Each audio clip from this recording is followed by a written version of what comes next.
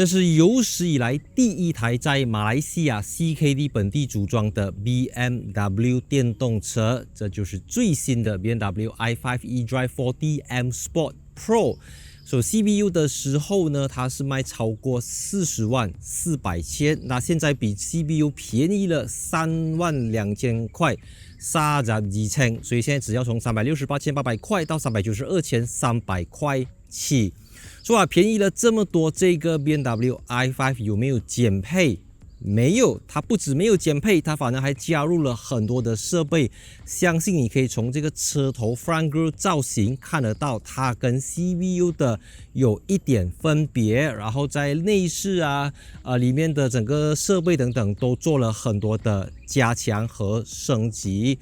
所以這一台 BMW i5 同樣是 eDrive 4D， 它用的是80多 kWh 的電池，有 up to 627公里 WLTP 的這個續航力。Rear motor rear wheel drive with integral active steering， 也就是後軸轉向系統。所以今天這裡主要是跟大家老生常談來談一談這個 BMW i5 在2026年在馬來西亞的電動車市場上，它扮演着一個什麼樣的角色，它有什麼樣的吸引力，或者說它有什麼樣的不足之處。從影片開始之前，記得 subscribe 我的頻道，你的訂閱是我們繼續前進的動力。And let's go。那 BMW 官方為 BMW i5 提供了19、20和21寸的選擇，然後我第一次介紹的 i5 是用21寸，後來 M Sport 之後就縮小1寸到20寸，所以現在這個 CKD 的同樣是20寸 with 這個 Aerodynamic Wheels 空氣力學輪圈，所以你可以看到這個輪圈的這些地方呢，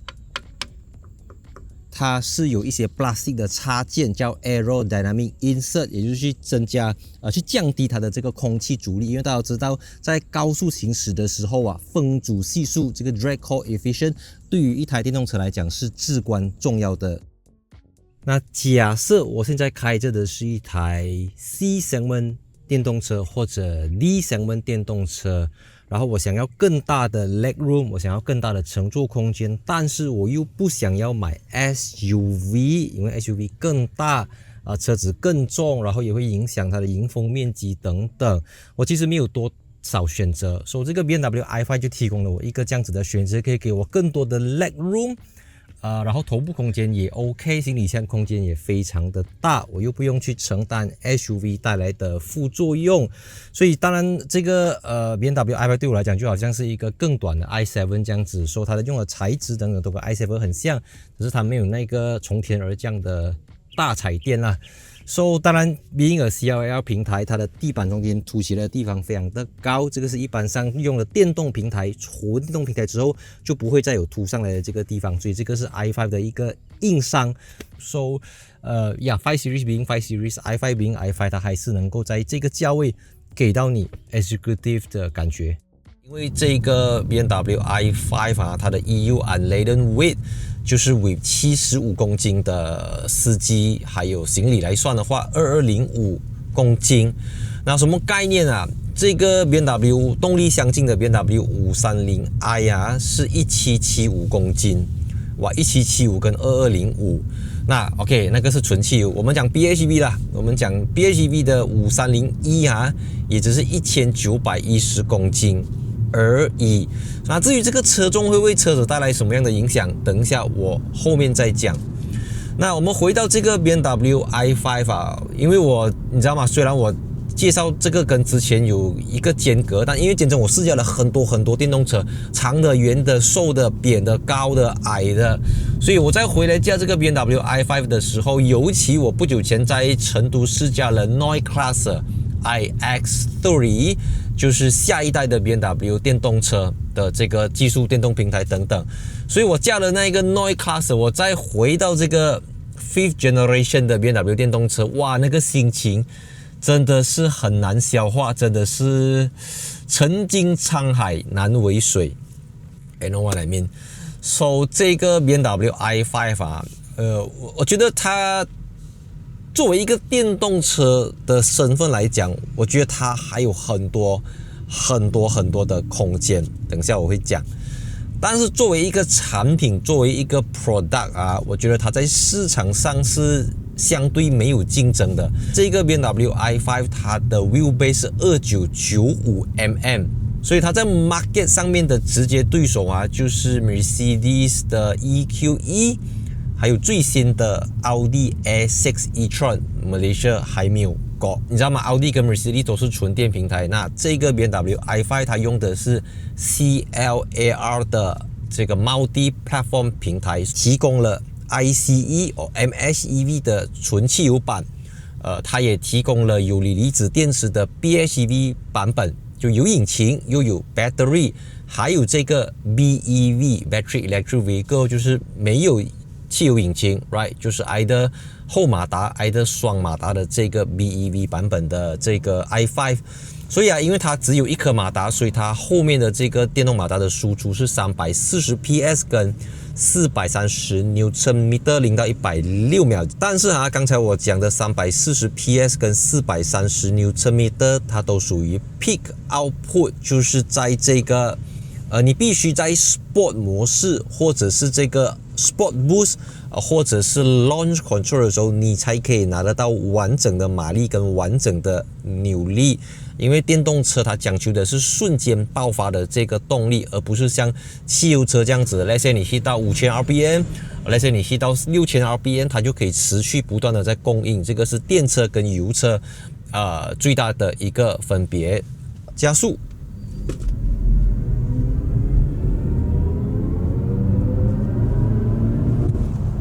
剎車。那我覺得這個 BMW i5 最大的賣點就是它給你滿滿的感官儀式感。那首先呢，它有655瓦17個 speakers 的 Bowers & Wilkins 音響，就跟 CBU 的版本一樣，不是 Harman Kardon，不是什麼 Hi-Fi 音響系統，這個是 Bowers & Wilkins。Right， 那再來它還有 BMW 的 Interaction Bar， 然後 CKD 的給你 Carbon Fiber Trim， 就好像這個 Rolls-Royce 上面的 Technical Carbon 這樣子 ，Right， 就是又科技感又運動感的這種氛圍。那再來的話，它有鼎鼎大名的音樂家 Hans Zimmer 設計的 Iconic Sounds Electric， 所以當你在不同的駕駛模式 ，Let's say Sport Mode， 你加速。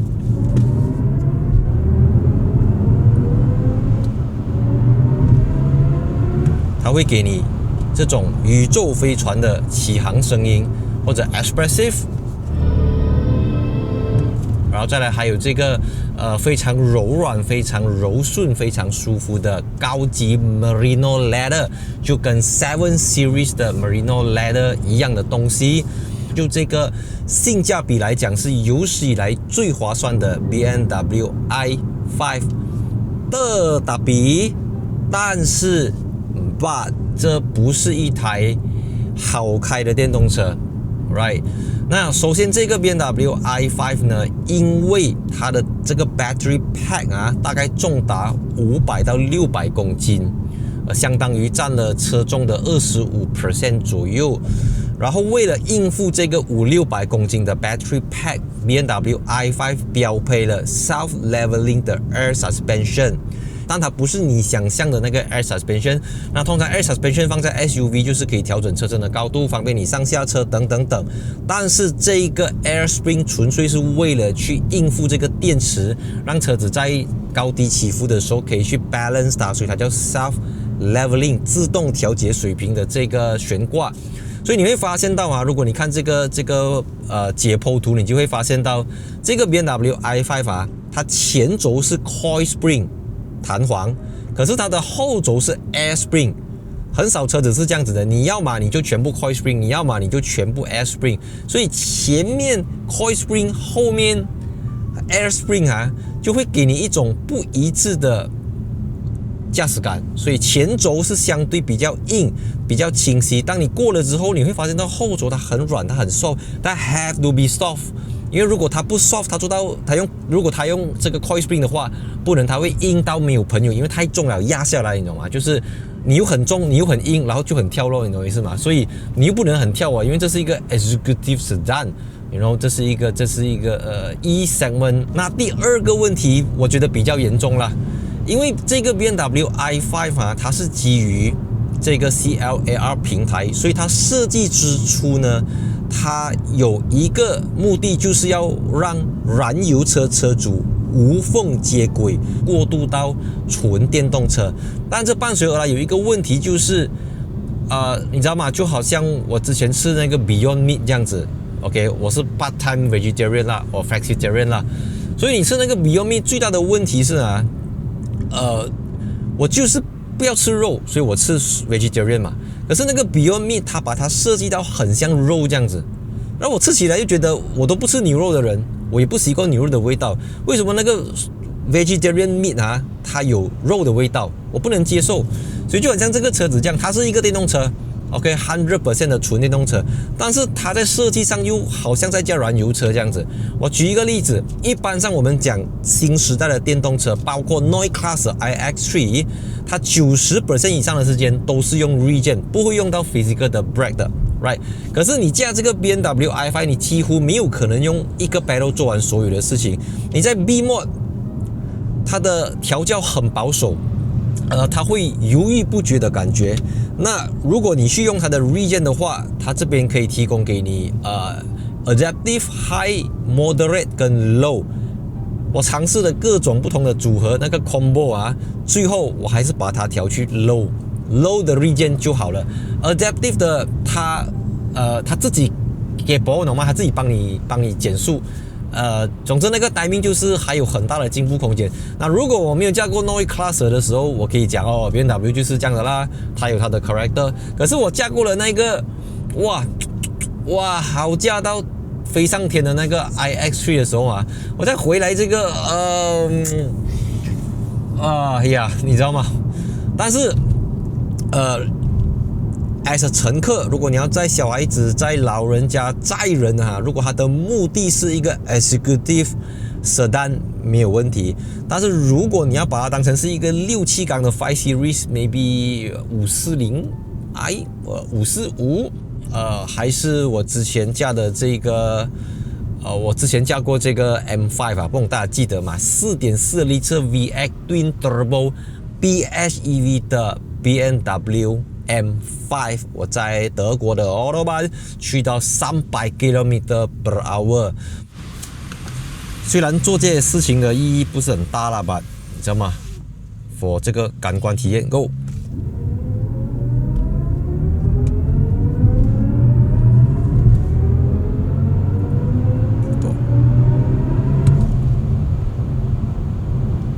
130，再點。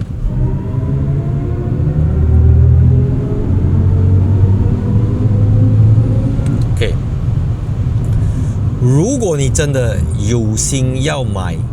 BMW 這個368千起的 CKD BMW i5，兩個優點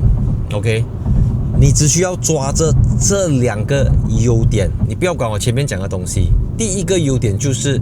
它是一個尊貴的 Executive Electric Vehicle， 第一點。第二點就是呢，這個2995mm 軸距搭配20寸的輪圈，還有 BMW 的這個